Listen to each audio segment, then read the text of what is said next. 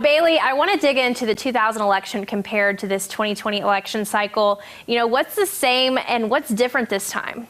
Well, back in 2000, it was down to just one state, and that was Florida. So really the disputes and the litigation that ensued was, if you remember, the hanging chad issue about how they were processing the ballots. Well, this year, there's multiple states that are still counting ballots. So it's not just up to one state, but multiple, and the litigation that will actually ensue from now on, and if you look from what Trump has already filed lawsuits in Pennsylvania and Wisconsin, is about transparency of how to process those ballots.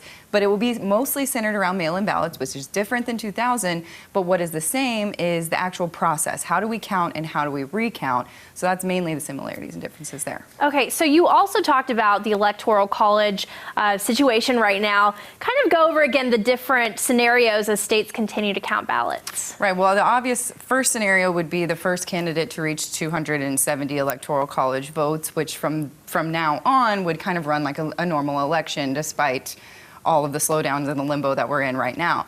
But the other things that could happen is, first, what if there's a tie in the Electoral College, which could really only happen if those outlier states like Nebraska and Maine have an Electoral College vote either way here and there, those non-winner-take-all states.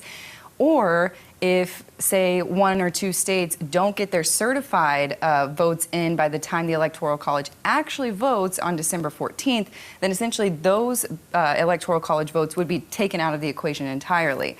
If either of those happen, we would essentially have to go to the House of Representatives to make that decision. And right now, the House of Representatives does have a Democratic majority at the moment, but when each state only gets one vote, it actually favors Republicans. So it would kind of be a toss-up there if that would happen, but that's very, very unlikely. All right, Bailey, thank you so much.